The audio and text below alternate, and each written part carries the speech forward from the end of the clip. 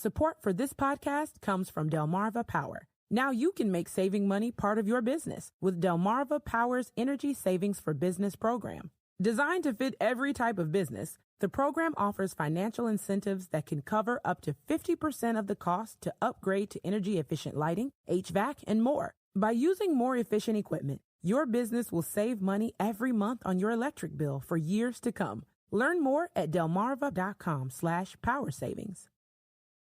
This is Optimal Startup Daily, episode 948, Succeeding by Helping Others Succeed, Part 2, by Steve Pavlina of stevepavlina.com.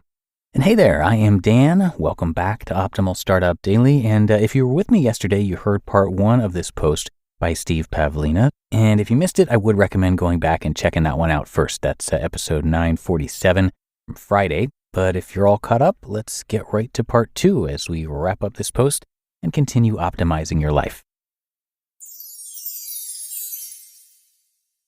Succeeding by Helping Others Succeed, Part 2, by Steve Pavlina of stevepavlina.com.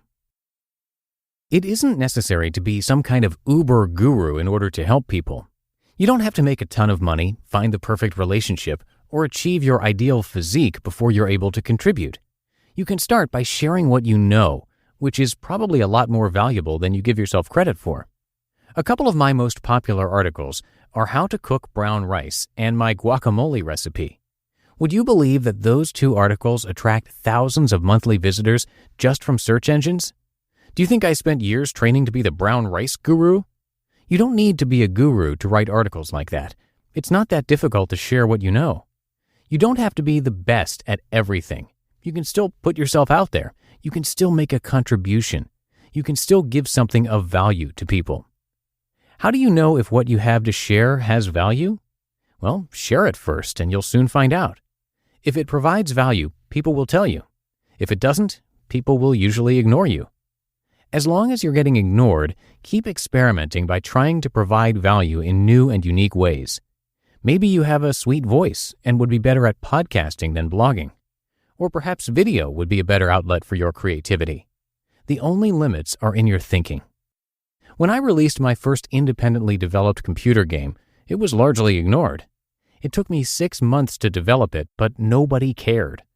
My next game sold a little better, but it was still basically a flop. I tried different game styles and different genres. It took several releases, but eventually I created an award-winning game that sold well for years. It took about 5 years of trial and error to align my game development skills with creating value for others. 5 years may seem like a long time, but I was coming from a place of knowing virtually nothing about how to run a business when I started. It took a long time to calibrate my skill set to market realities. In the beginning, I was trying to create a product to sell, something that would make me money.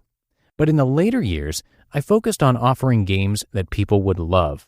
That is a huge difference in mindset. When I launched stevepavlina.com, I was able to start providing value to others much more quickly because I wasn't stuck thinking about making money. I focused on the service side. I soon figured out how to use my skills to give people what they need and want. I sometimes get emails from people complaining that they aren't getting rich after blogging for only a few months. One blogger emailed me today to express disappointment that he hasn't yet surpassed 100 visitors per day. He started his blog less than a month ago. Is it me, or are people getting a little impatient these days? The most important result to track isn't how many visitors your website is getting or how much money you're making. Instead, figure out whether you're actually making a difference in people's lives. Are you helping people? Are you providing strong value? If you're providing genuine value, time and referrals will take care of most of your other key metrics. Recently, I was talking to a friend in the personal development field. Business-wise, he and I both had record years in 2008, and we each expect 2009 to blow it away. We joked about the rest of the economy crashing down around us. Why do we feel so optimistic when so many people are nervous? Because we know that we're providing real value to people. We know that our skills are aligned with contribution. We also have the capacity to do a lot of good for people who are financially struggling, looking for career changes, or feeling uncertain about the future. Erin is in the same boat.